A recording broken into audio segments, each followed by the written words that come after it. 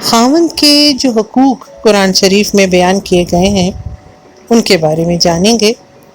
قرآن کریم میں ارشاد الہی ہے، نیک عورتیں اپنے خاوندوں کے اطاعت گزار ہوتی ہیں اور ان کی عدم موجودگی میں ان کے مال اور آبرو کی حفاظت کرتی ہیں۔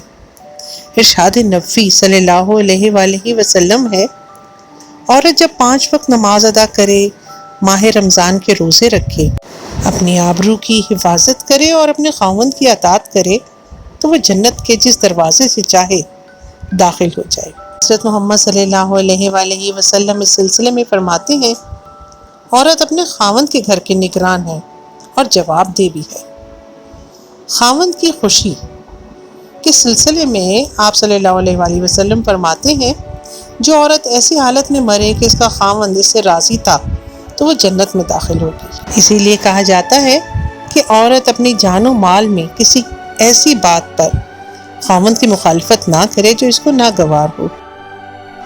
طلاق کے سلسلے میں بھی قرآن شریف میں اور احادیث نبوی میں بہت واضح طور پہ بیان کر دیا گیا ہے۔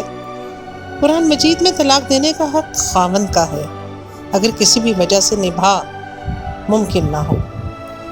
سورہ بقرہ اور سورہ آل عمران میں اس سلسلے میں بہت وضاحت سے واضح طور پہ بتایا گیا ہے۔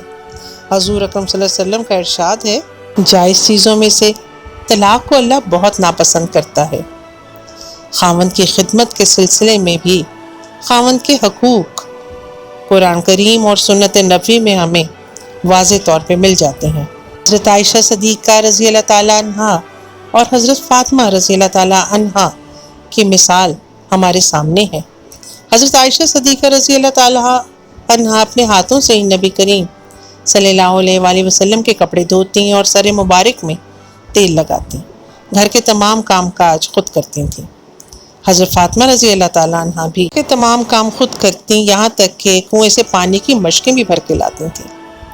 قرآن شریف میں خاوند کی شکر گزاری کے سلسلے میں بھی عورتوں سے فرمایا گیا ہے، تم اچھے سلوک کرنے والے شوہروں کی ناشکری سے بچو، یعنی کہ اگر تمہارے شوہر اچھے ہیں تو پھر ناشکری نہ کرو۔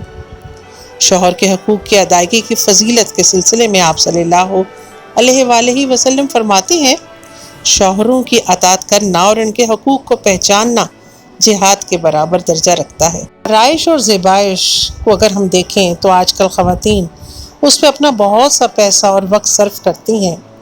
دیکھتے ہیں کہ قرآن شریف میں اس سلسلے میں کیا فرمایا گیا ہے۔ عورت کا صرف خاوند کے لیے بننا سنورنا ہی جائز ہے۔